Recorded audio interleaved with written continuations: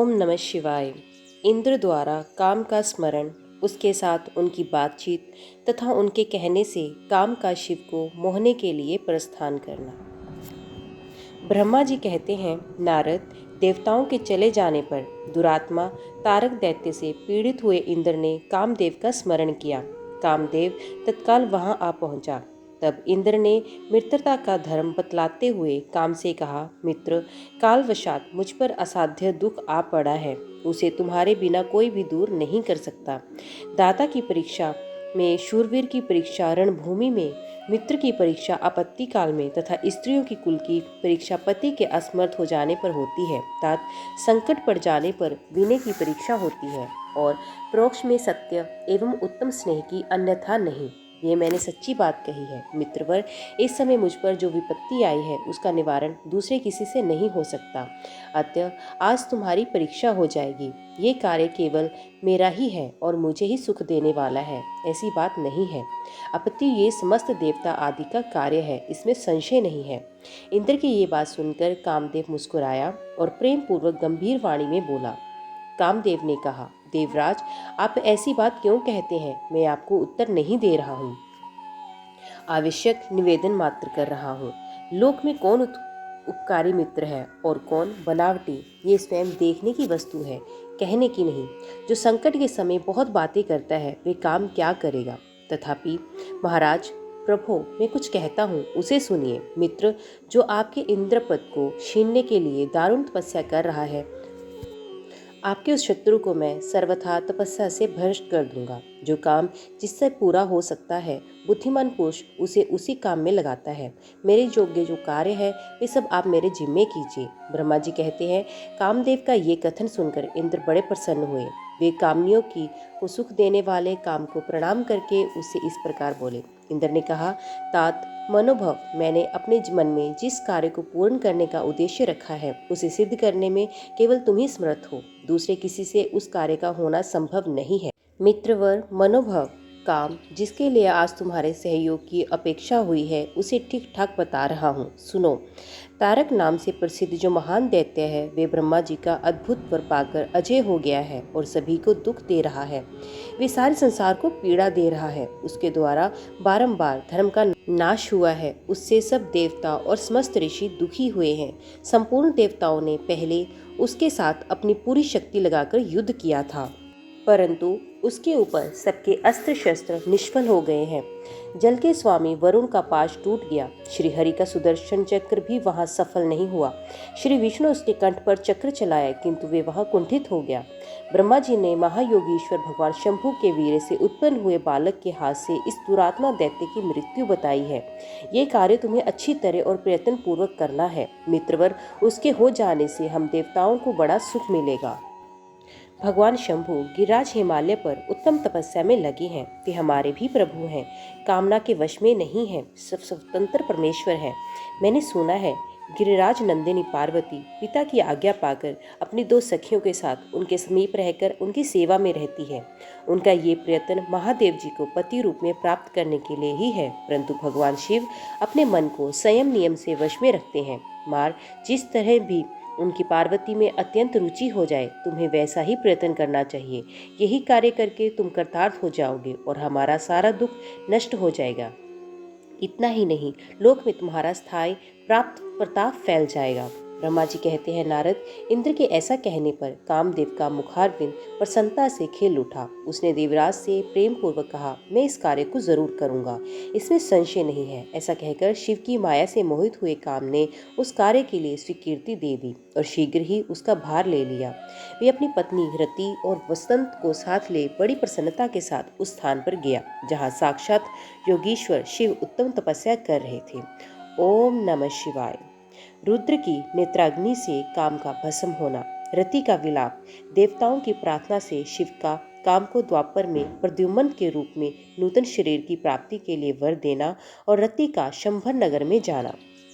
ब्रह्मा जी कहते हैं, मुने, काम अपने साथी वसंत आदि को लेकर वहां पहुंचा। उसने भगवान शिव पर अपने बाण चलाए। तब शंकर जी के मन में पार्वती के प्रति आकर्षण होने लगा। उनका धैर्य छूटने लगा। अपने धैर्य का ऐसा होते देख महायोगी महेश्वर अत्यंत विस्मित हो मन ही मन इस प्रकार चिंतन करने लगे। शिव बोले, मैं तो उत्तम तपस्या कर रहा हूँ, उसमें विघ्न कैसे आ गए?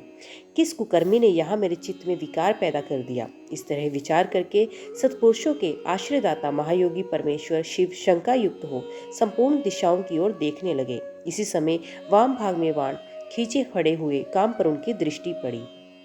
वे मूर्छित मदन अपनी शक्ति के घमंड में आकर पुनः अपना बाण छोड़ना ही चाहता था। नारद इस अवस्था में काम पर दृष्टि पड़ते ही परमात्मा गिरीश को तत्काल रोष चढ़ आया। मुने उधर आकाश में बाण से धनुष लिए खड़े हुए काम ने भगवान शंकर पर अपना अमोघ अस्त्र छोड़ दिया, जिसका निवारण करना बहुत कठिन था, परंतु परमात्मा शिव पर वे अमोघ अस्त्र भी मोघ हो गया, व्यर्थ हो गया। कुपित हुए परमेश्वर के पास जाते ही शांत हो गया। भगवान शिव पर अपने अस्त्र के व्यर्थ हो जाने पर काम को बड़ा भय हुआ। भगवान मृत्युंजय को सामने देखकर वे कांप उठा और इंद्र आदि समस्त देवताओं का स्मरण करने लगा। मुनिश्रेष्ठ अपना प्रयास निष्फल हो जाने पर काम भय से व्याकुल हो उठा। मुनीश्वर कामदेव के स्मरण करने पर वे इंद्र आदि सब देवता वहां आ पहुंचे और शंभु को प्रणाम करके उनकी स्तुति करने लगे। देवता स्तुति कर ही रहे थे कि कुपित हुए भगवान हर के ललाट के मध्य भाग में स्थित तृतीय नेत्र से बड़ी भारी आग तत्काल प्रकट होकर निकली। उसकी ज्वालाएं ऊपर की ओर उठ रही थी और वे आग धू धू करके जलने लगी। उसकी प्रभा प्रलयाग्नि से के समान जान पड़ती थी। वे आग तुरंत ही आकाश में उछली और पृथ्वी पर गिर पड़ी, फिर अपने चारों ओर चक्कर काटती हुई धराशायिनी हो गई। साधु भगवान क्षमा कीजिए, क्षमा कीजिए, ये बात जब तक देवताओं के मुख से निकले तब तक ही उस आग ने कामदेव को जलाकर भस्म कर दिया। उस वीर कामदेव के मारे जाने पर देवताओं को बड़ा दुख हुआ। वे व्याकुल हो गए। हाय, ये क्या हो गया? ऐसा कह कहकर जोर जोर से चित्कार करते हुए रोने बिलखने लगे। उस समय विकृत चित्त हुई पार्वती का सारा शरीर सफेद पड़ गया। काटो तो खून नहीं।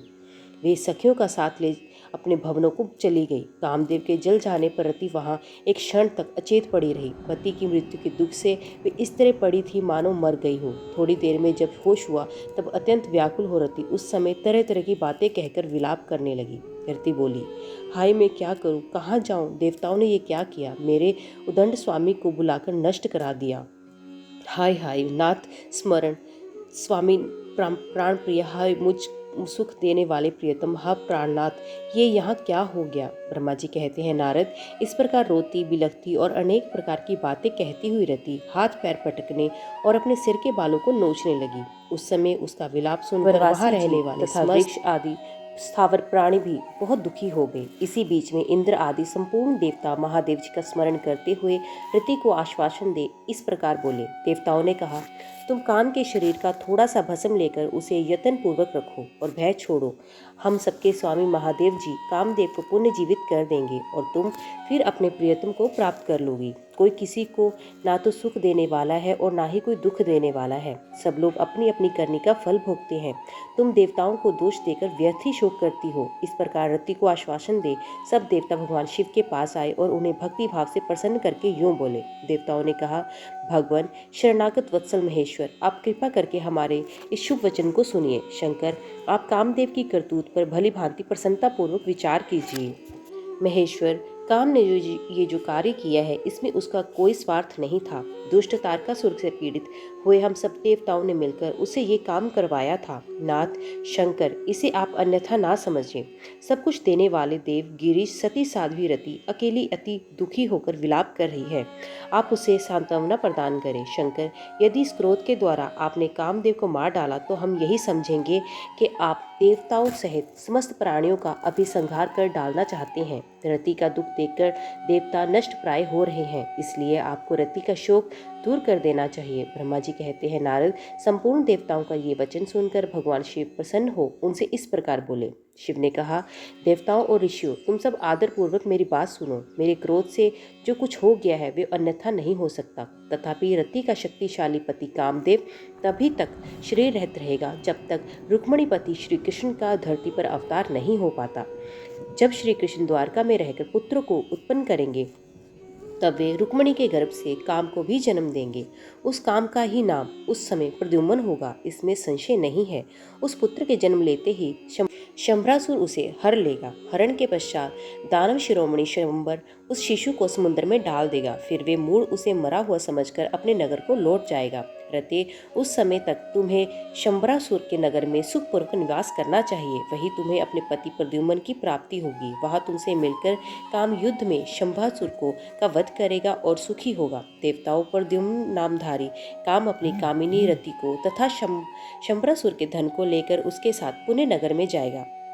मेरा ये कथन सर्वथा सत्य होगा। ब्रह्मा जी कहते हैं, नारद, भगवान शिव की ये बात सुनकर देवताओं के चित्त में कुछ उल्लास हुआ और वे उन्हें प्रणाम करके दोनों हाथ जोड़कर विनीत भाव से बोले। देवताओं ने कहा, देव महादेव करुणा सागर प्रभु, आप कामदेव को शीघ्र जीवन दान दें तथा रति के प्राणों की रक्षा करें। देवताओं की ये बात सुनकर सबके स्वामी करुणा सागर परमेश्वर शिव पुण्य प्रसन्न होकर बोले, देवताओं, मैं बहुत प्रसन्न हूँ। मैं काम को सबके हृदय में जीवित कर दूंगा। वे सदा मेरा गण होकर विहार करेगा।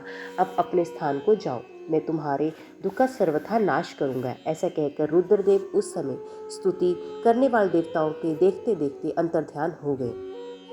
देवताओं का विस्मय दूर हो गया और वे सब के सब प्रसन्न हो गए। उन्हें तदंतर रुद्र की बात पर भरोसा करके स्थिर रहने वाले देवता रति को उनका कथन सुनाकर आश्वासन दे अपने अपने स्थान को चले गए। मुनीश्वर काम पत्नी रति शिव के बताए हुए शंबरा नगर को चली गई तथा रुद्रदेव ने जो समय बताया था उसकी प्रतीक्षा करने लगी। ओम नमः शिवाय। तो दोस्तों, आज की वीडियो में बस इतना ही। उम्मीद करती हूँ वीडियो आपको पसंद आई होगी। वीडियो पसंद आई हो तो वीडियो को लाइक और चैनल को सब्सक्राइब ज़रूर कीजिएगा।